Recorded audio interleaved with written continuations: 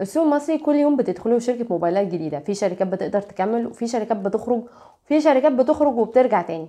والنهاردة احنا هنتكلم عن براند جديد لسه نازل للسوق المصري، ومش عارفين بقى سواء هيكمل ولا مش هيكمل، ايه قصة البراند دوت. تعالوا بينا نتعرف عليه. معاكم لميس الحسيني من فريق ريفيوزات، والنهاردة هكلمكم عن براند ايلا.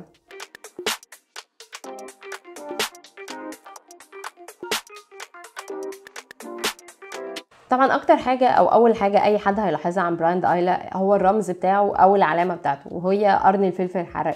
طبعا دي حاجه غريبه شويه، وانا الصراحه عملت بحث اونلاين وحاولت اعرف ليه اصلا البراند بتاع موبايلات هو الرمز بتاعه هوت بيبر او الفلفل الحراق. هو اللي انا وصلت له يعني ان هو ليه علاقه بالريفولوشن او اللي هو الثوره بقى والتقدم والتحدي وحاجات كده اهوت، بس انا مش متاكده وما اعتقدش ان دي حاجه هتهمكم قوي.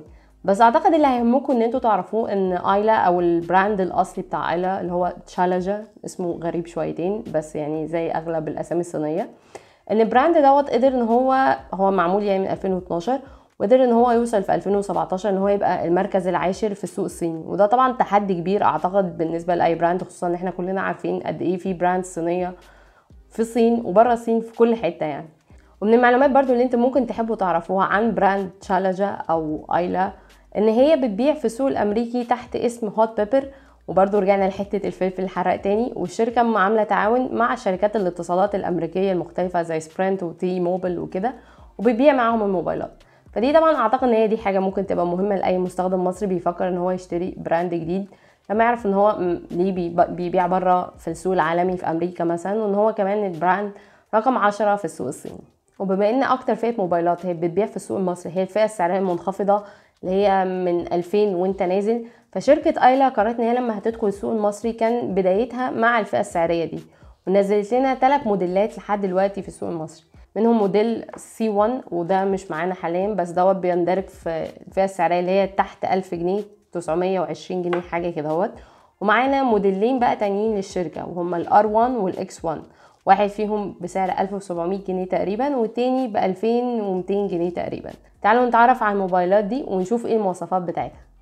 وهنبدأ الكلام عن موبايل ايلا R1، واللي زي ما انتم شايفين بيجي بلون احمر شكله حلو جدا، وبيبدأ سعره بحوالي 1699 جنيه. تعالوا الاول نشوف فتح العلبة بتاعه ونشوف ايه محتويات العلبة، وبعد كده نتكلم عن مواصفات الموبايل.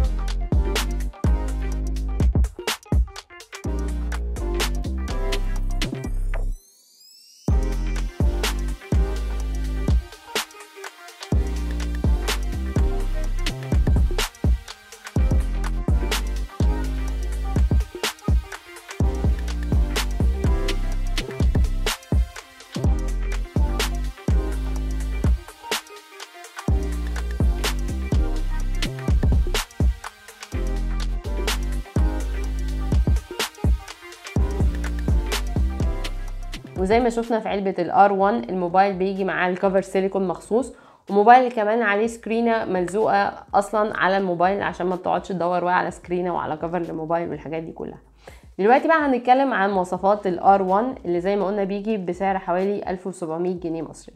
الموبايل هنا هو بيجي بشاشة 5.5 انش بالابعاد الجديده اللي هي 18:9 بجوده HD+. وفي الجزء الخلفي للموبايل عندنا طبعا مستشعر بصمه الاصبع، وعندنا الكاميرات المزدوجه، كاميرا 13 ميجا بكسل وكاميرا تانية 0.3 ميجا بكسل، حاجه كده غريبه شويه. وطبعا عندنا فلاش بتاع الكاميرا الخلفيه. وفي الجزء الامامي بقى عندنا الشاشه طبعا وعندنا سماعه المكالمات والكاميرا الاماميه 5 ميجا بكسل. في الجزء اللي فوق فيه مخرج 3.5 ملم جاك، وفي الجزء اللي تحتاني عندنا مخرج الشحن والسبيكر. وعلى الاطراف هنلاقي طرف فيه زراير التحكم في الصوت وزرار الباور، والطرف التاني فيه مخرج الشريحه. والموبايل اللي هو بيدعم استخدام شريحه وكارت ميموري او شريحتين، لكن ما بيدعمش اللي هو تشغيل شريحتين وكارت ميموري في نفس الوقت، ما فيهوش 3 اماكن، هو مكانين بس. لو هنتكلم عن المواصفات الداخليه لموبايل ايلا R1، فالموبايل ان هو بيجي بمعالج رباعي النواه ميدياتك 6739، وبيجي ب 2 جيجا رام و16 جيجا ميموري. اعتقد ان هو الموبايل دوت من الموبايلات النادره جدا او القليله قوي في الفئه السعريه دي اللي بتيجي ب 2 جيجا رام مش 1 جيجا رام بس. الموبايل كمان بيجي ببطاريه 2800 ملي امبير، وبيدعم طبعا تشغيل ال 4G. لو هنتكلم على اكتر حاجه بتميز ال R1 فهي ان هو بيجي بنظام اندرويد اوريو 8. صراحه ان هو الواجهه كمان تعتبر خام تقريبا، واجهه الموبايل ان هو خام، ودي طبعا مديها ميزه في ان هي تعتبر اخف شويه من الواجهات اللي هي معدله ومركبه، خصوصا في الفئه السعريه المنخفضه. وكمان ان هو الميزه ان طبعا الموبايلات اللي هي بتيجي باندرويد خام بيجي لها المفروض التحديثات بشكل اسرع، واحنا لما سالنا الشركه قالت لنا ان المفروض الموبايل دوت هيجي لهم تحديثات اندرويد باي اللي هو اندرويد 9 يعني، اللي هي بدات توصل اصلا للموبايلات يعني شغاله بنظام اندرويد الخام. دلوقتي بقى هكلمكم على موبايل ايلا اكس 1. طبعا اكتر حاجه مميزه في الموبايل هو اللون بتاعه.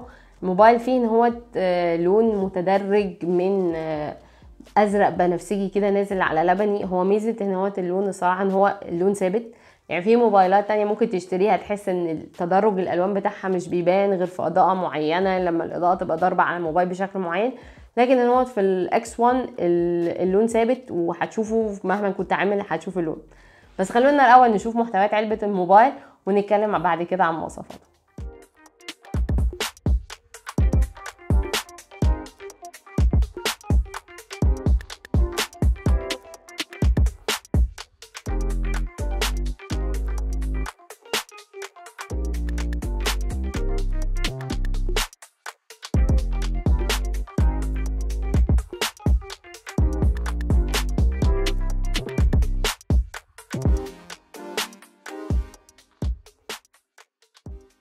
وبعد ما شفنا محتويات العلبه وشفنا الجراب برضو السيليكون اللي جاي مع الموبايل، والموبايل برضو عليه سكرينه زي الموبايل R1 بالظبط، بس ان هو الموبايل بقى فيه حاجه تانية مميزه شويه ومختلفه شويه، وان هو الموبايل بيجي بنوتش. طبعا النوتش دي مش اي حد ممكن يحبها، يعني انا ما بحبهاش مثلا، بس في ناس بتحبها وفي ناس حاسه اللي هو ايه ده انا عايزه امسك موبايل بنوتش بقى من ساعه ما الموبايل ايفون بقى بنوتش، كل الشركات بقت بتنزل بنوتش وكل واحد بقى اللي هو عايز بقى الشكل دوت عايزه. مع ان طبعا يعني الجزء التحتاني شويه من الشاشه بتاعه الموبايل تخين حبتين، بس من فوق عندنا النوتش. بس خلونا الاول بقى نتكلم عن تفاصيل التصميم وبعد كده نيجي لحته النوتش دي بعدين. مبدئيا طبعا احنا عندنا برضو ورا الفينجر برينت سنسور، وبرضو انا حاسه ان هو شكله صراحه عاجبني لان هو لونه وشكله تحسه مندمج قوي مع ظهر الموبايل.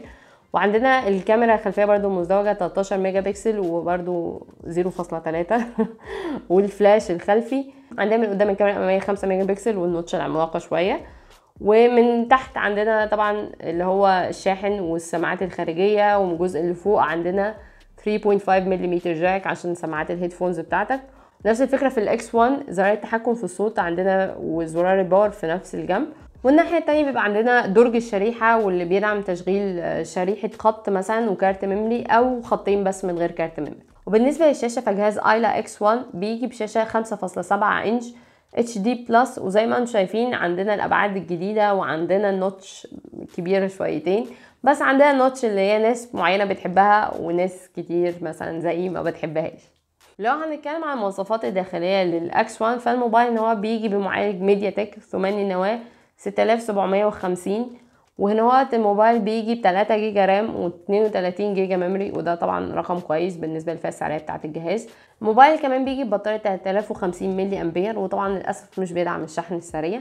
الموبايل كمان بيجي بنظام اندرويد اوريو 8.1، واللي زي ما قلنا المفروض ان هو بيبقى خفيف اخف يعني من الواجهات المعدله، وان هو طبعا المفروض هيجيله تحديثات زي ما قلت لكم. الشركه قالت لنا ان هو الموبايل المفروض نازل له نظام اندرويد باي اللي هو اندرويد 9 احدث نسخه من نظام الاندرويد.